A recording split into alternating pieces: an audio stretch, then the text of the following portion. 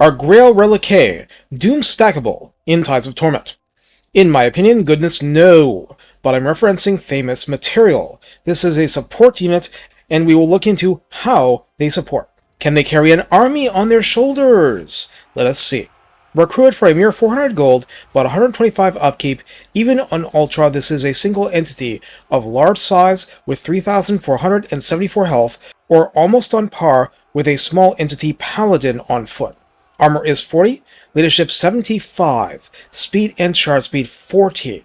Melee attack begins at 24, attack interval 4 seconds, splash target size small, meaning human infantry size only, and max target damage by splash of 2, which is not even the problem. Melee defense 28 could be worse, but that's Orc Boy's level.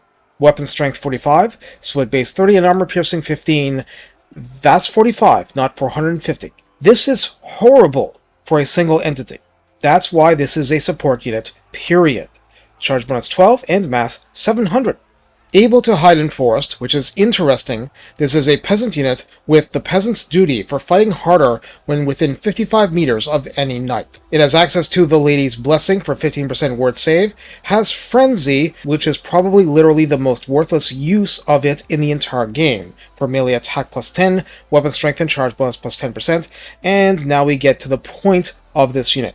Icon of Devotion has a 55-meter range and provides leadership plus 8, melee attack plus 5, and immunity to psychology to itself and allies in 55 meters of radius, so it's like a mutant cross between Norscan Rage, which doesn't require ramping up in melee, and Rabble Rouse from the traits rework. There is no condition, there is no limitation to the units that can benefit, except being allies, therefore it's not just for fellow peasants. Knights benefit too, including characters.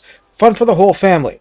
For what it's worth, in the redline skills, Worshippers of the Grail at 3 pips grants armor plus 12 and melee attack plus 6. The Peasant's Duty, as in the redline skill, first rank 7 and up ones, armor plus 12 again, leadership plus 5, and physical resistance plus 10%.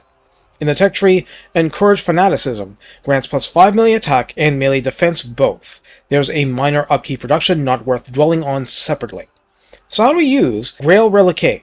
Like I said, this is a pure support unit and belongs at the center of a melee fight, but let's think for a moment about what the unit means. All of a sudden, with even a single knight unit present, the presence of the Reliquae combined would mean plus 16 leadership for peasant units, along with melee attack plus 5 and immunity to fear and terror. If your problem with the peasant units isn't so much that their stats are poor, so it almost doesn't matter how cheap they are, but that they'll cut and run far too soon, a 16-point positive swing before any potential encourage aura from hero or lord, and you're talking about Queek level numbers. You know this Skaven warlord who can make even Skaven slaves and clan rats fight to the death just from the sheer terror of earning his wrath. That guy. This is this unit's one job. I don't want to pretty it up any further.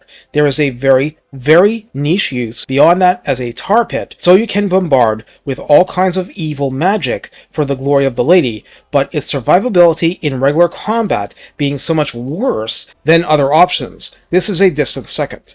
In other words, if you use one like that, you're relying on the magic to do all the offensive work unless and until you get further support in.